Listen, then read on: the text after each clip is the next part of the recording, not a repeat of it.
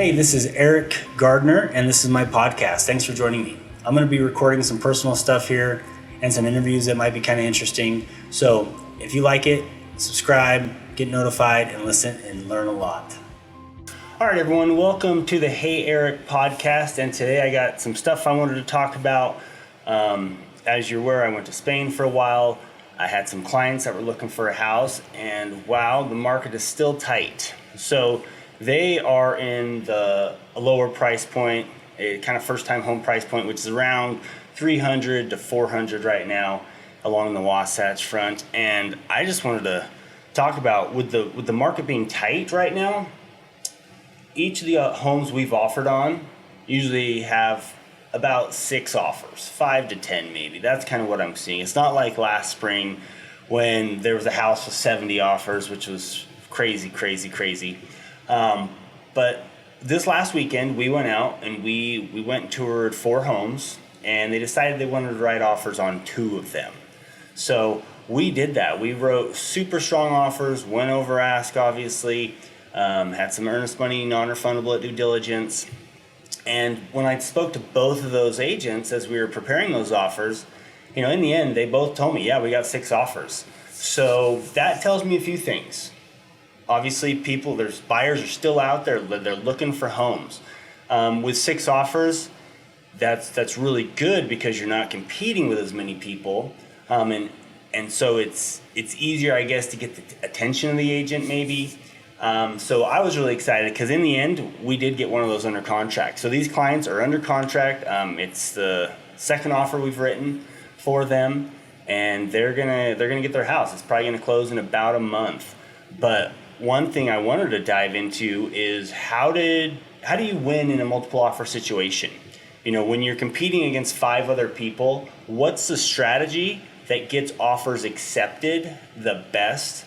So you're not out there touring homes for 2 months, trying to get one accepted. So here's what I do. And I'm sure there's other ways, but this is what works really well for me. Like I've talked about in previous episodes, a lot of people are waiting to submit until the final last hour before the deadline.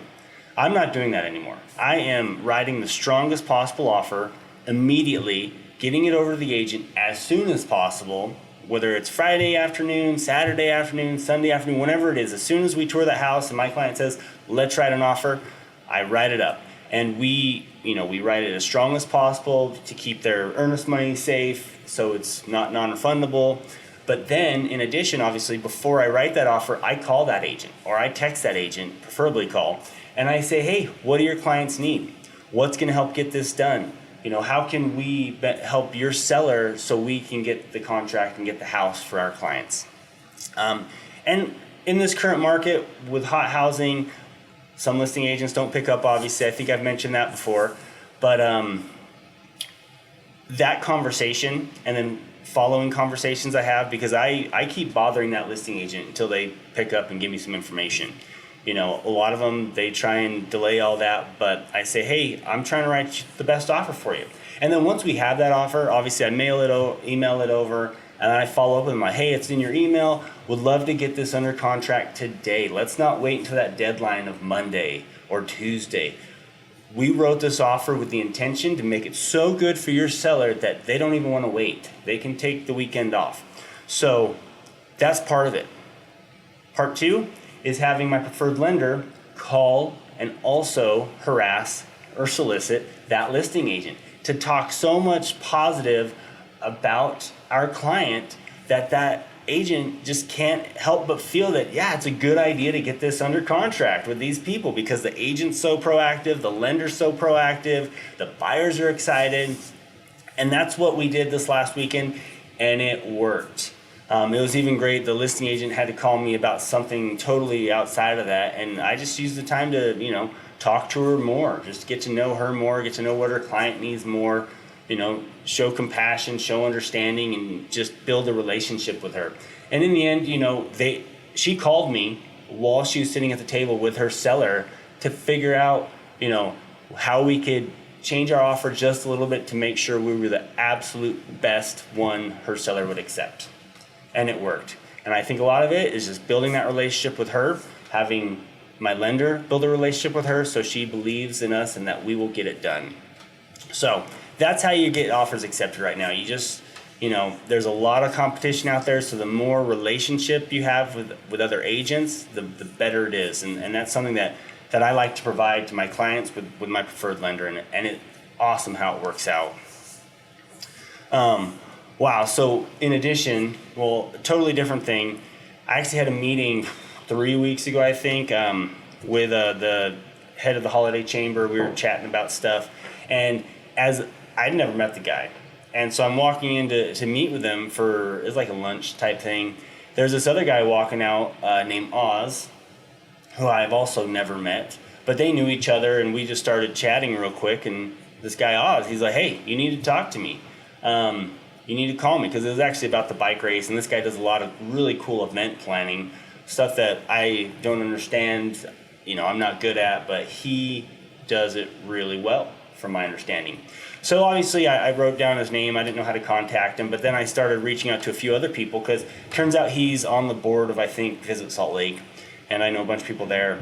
So I reached out to them, and they all spoke so highly of him, about his capabilities, about what he can do. So I got excited. So I sent him an email. I got his contact information, sent him an email, set up a call, and wow, this guy is incredible. He is so talented at event planning and things like that. So we had a brief conversation about the Criterium race that's coming up. And I'm excited to say that, I think he's going to get on our team and help us produce a great event.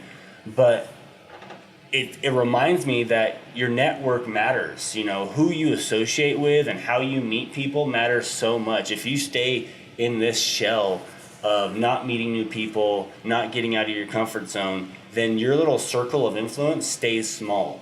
But when you're out there, like, meeting new people, because you can reference your other friends, creating these larger circles, it is amazing the quality and the talent that you find with other people and ways that you can serve each other.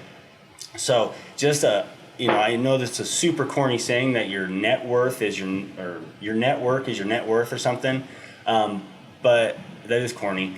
But to me, your network is just amazing, because you never know, like, when you can pick up the phone and say, "Hey, do you know how to do this? Because I have no idea, and I need to rely on someone else."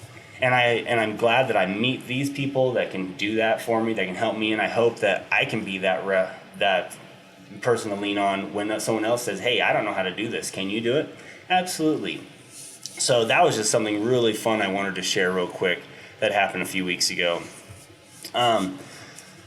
Then also, we got a lot going on right now. Uncertainty is a huge thing, right? Stock market's going crazy. Russia invaded Ukraine. Inflation's, was at 7.5% last time the Fed released it. CPI numbers, I think, are coming out today or tomorrow. Today's Thursday, so I think it is today. They're probably out right now, so we can see what inflation is now. But real quick, certainty. Like, if you're sitting on the fence, I don't got a crystal ball. I'm not a fortune teller, so I don't know what's going to happen next month. But I know that today, if you need to sell your house, you can do it, and you can get absolute top dollar for it. You can sell your house and make money and get out if you need to. I know right now, today, interest rates are still very good. What I've been seeing is 3.5% to 4.5%, usually closer to 3.5% to 4%. So that is a really good interest rate. That's the interest rate I got years ago. I know they dipped lower than that, but we think that interest rates are never going to go up again, but they are. So locking in as a buyer, locking in an interest rate right now at 3.75% or 4%, it is still a great way to tie up your money and invest in your future of real estate. So, because who knows what's going to happen next month? The U.S. could be in war with Russia. Who knows? And what is that going to do to our economy? I don't know. But if you lock in your things now, if you need to sell, you can do that, because that's what's going to, benefit you. That can happen absolutely today for the most money possible. So just think about that. Like, I know real estate and I know what's going on right now. And so if you have questions about that, let me know. You can comment about it, but it's really just staying up on the market is part of my job, and I hope that I can provide that to you at all times, no matter what. Another question I got real quick was just about, renovation. So we just finished that Farmington flip. I posted a ton of pictures about that, videos about that. So someone asked me, if you're going to renovate one thing in your house, what do you renovate? Do you renovate the kitchen or the bathroom, right? That's a tough question, right? Obviously, a kitchen is more typically. A bathroom is smaller, so you're not paying as much to renovate it. But for me, for resale, I always recommend the kitchen. The kitchen is the gathering place of the home. The kitchen is the center of the home, maybe the heart of the home. That's where people come together to eat, to share stories, to have fun. And that is when someone walks into a home, when they're buying a home, they go to the kitchen. They go to the bathrooms obviously also, but bathrooms, it's a in and out thing. A kitchen, it's walk around slowly, see how things lay out, see how things feel. So I gotta say, if you want to renovate something, I would go kitchen first. I think you're gonna get a better bang for your buck when you sell. With most renovations, you're never getting a dollar per dollar unless there's appreciation also. But when you renovate a kitchen, it gets people excited about your home. It makes it more welcoming. It just makes them fall in love with it better. Because a main bathroom, they're going to see that bathroom. And if it's not perfect, no one goes in there except them and maybe a guest here and there. So I say kitchen first. And obviously you're going to be paying a little bit more than that. I think when we usually bid stuff out, we usually say $10,000 for a bathroom or $20,000 for a kitchen. Obviously that's what we said years ago, and they're a lot higher now. But that's where things are at. And it goes with what kind of quality stuff you're doing. Finishes, countertops, cabinets, all that goes into account. But you're going to get more bang for your buck with a kitchen, in my opinion. So today, it's Thursday morning. I'm actually heading to Mexico right after this. But, to keep my commitment to make sure I am producing, staying on track with this podcast, I wanted to come in and share these thoughts that I've had in my head this last week. Because these are real things that people are asking me that are happening every day in the market. As I work with buyers, as I work with sellers, as I do market analysis, all these things are real-time actionable items, and that's why I find it important to share them with you. So if you have these questions, you can get them answered. And if you have other questions, drop them in a comment below, send me an email, visit heyeric.com, and let me know if I can help you with anything else. But thanks for joining me today, and we'll talk to you next time.